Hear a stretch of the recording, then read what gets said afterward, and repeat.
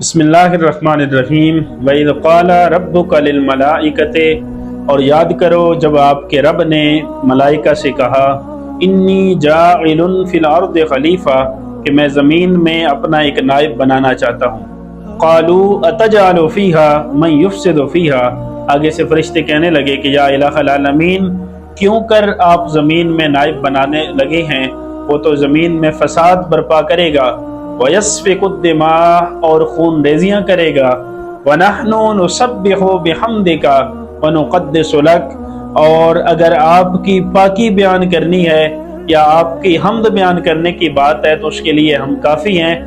قَالَ إِنِّي أَعْلَمُ مَا لَا تَعْلَمُونَ، اللہ تعالیٰ نے آگے سے فرمایا کہ جو میں جانتا ہوں وہ تم نہیں جانتے۔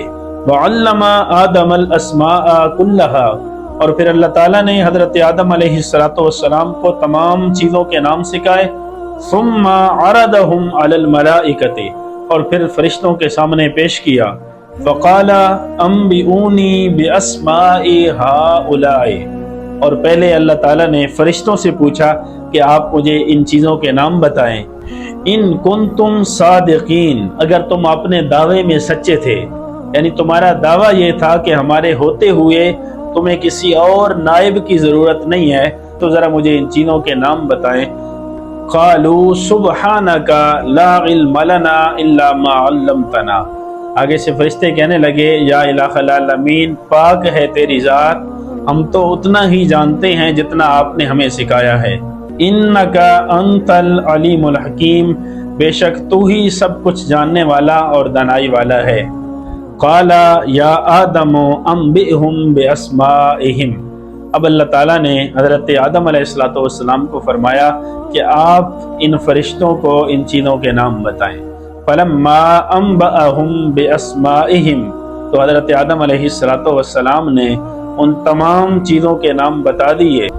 جب فرشتوں نے حضرت آدم علیہ السلام کی وسعت علم اور اپنے عجز کا اعتراف کر لیا، قال الم اقل لکم انی اعلم غیب السماوات والارض، اللہ تعالیٰ فرمانے لگے کہ کیا میں نے تمہیں نہیں کہا تھا کہ میں زمین و آسمان کے غیب کی خبریں جانتا ہوں، وَأَعْلَمُ مَا تُبْدُونَ وَمَا كُنْتُمْ تَكْتُمُونَ، اور میں وہ بھی جانتا ہوں جو تم ظاہر کرتے ہو اور میں وہ بھی جانتا ہوں جس کو تم چھپاتے ہو۔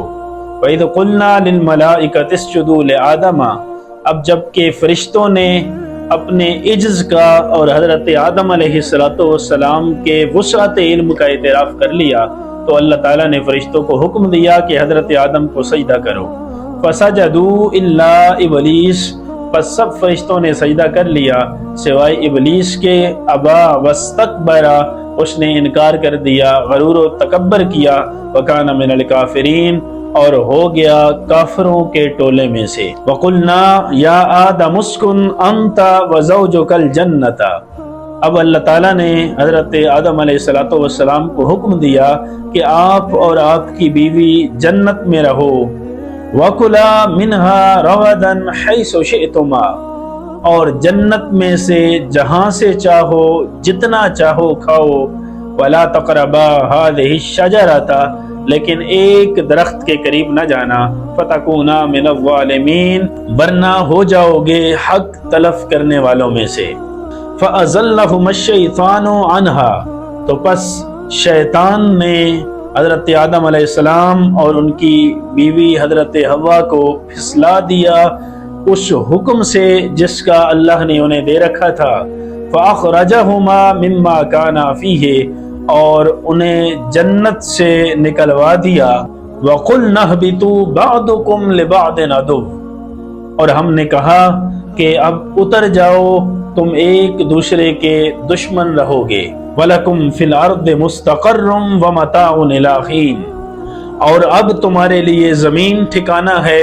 وَمَتَاعٌ إِلَىٰ حِينٍ، اور تم نے زمین پر مقررہ وقت تک رہنا ہے۔ فَتَلَقَّىٰ آدَمُ مِن رَّبِّهِ كَلِمَاتٍ فَتَابَ عَلَيْهِ، حضرت آدم علیہ السلام کو جب جنت سے نکال کے زمین پہ بھیجا گیا تو کئی 100 سال حضرت آدم علیہ السلام روتے رہے، گڑ گڑاتے رہے۔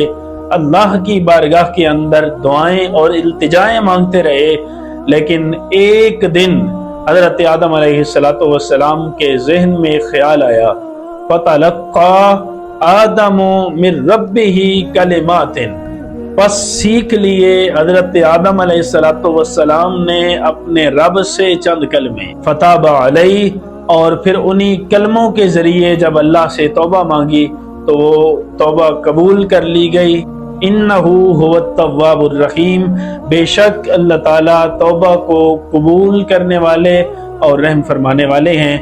وہ اسپیسیفک کلمہ جس کے ذریعے حضرت آدم علیہ السلام نے توبہ مانگی اللہ تعالیٰ سے تو توبہ قبول ہوئی، اس کے متعلق علماء نے لکھا ہے کہ وہ لا الہ الا اللہ محمد الرسول اللہ کا کلمہ تھا، جو حضرت آدم علیہ السلام نے تب دیکھا تھا عرش الہی پہ لکھا ہوا جب حضرت آدم علیہ السلام کو بنایا گیا تھا۔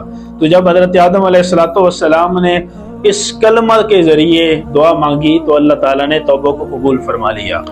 قُلْ نَهْبِطُوا مِنْهَا جَمِيعًا، ہم نے کہا کہ جنت سے اتر جاؤ سب کے سب۔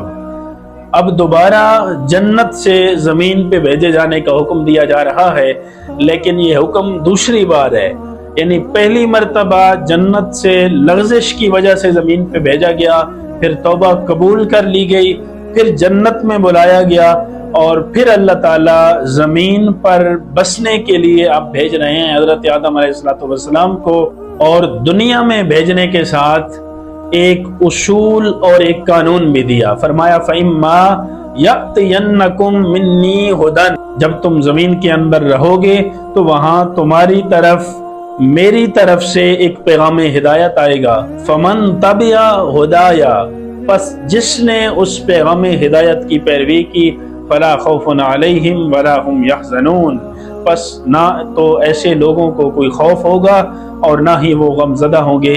والذین کفروا وکذبوا بآیاتنا، لیکن وہ لوگ جنہوں نے میرے پیغام کو ٹھکرایا، میرے پیغام کو جھٹلایا، اولئک اصحاب النار، وہی لوگ یقیناً دوزخی ہوں گے، ہم فیہا خالدون، اور وہ ہمیشہ دوزخ میں رہیں گے۔